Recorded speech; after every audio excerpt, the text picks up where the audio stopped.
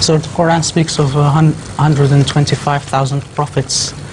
To know if all these 125,000 prophets are in the past, or are there some yet to come, or is the promised Messiah alayhi salatu wasalam the last of all prophets? But you speak Arabic, don't you? Yes, Huzur. Why don't you question? Normally I prepare Why don't you frame your question in Arabic? Why don't you do that?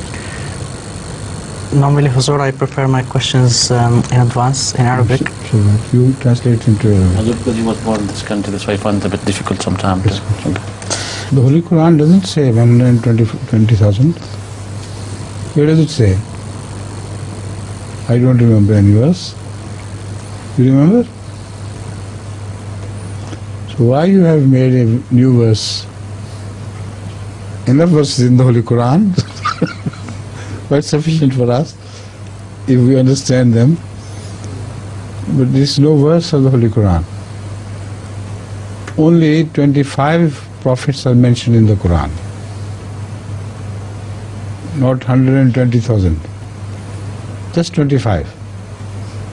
And those 25 include the very best among them. Hazrat Rasulullah sallallahu alaihi wasallam.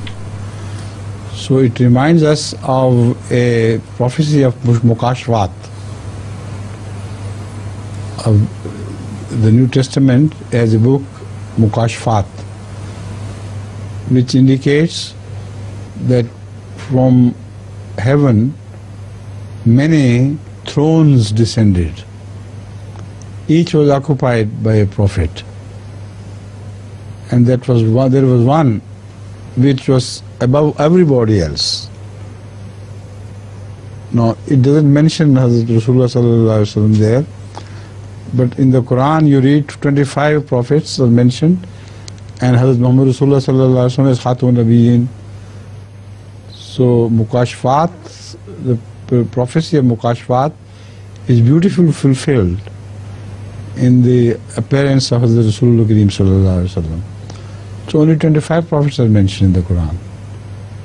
That is a hadith which you are referring to, that 120,000 prophets came in the world in every age. Right?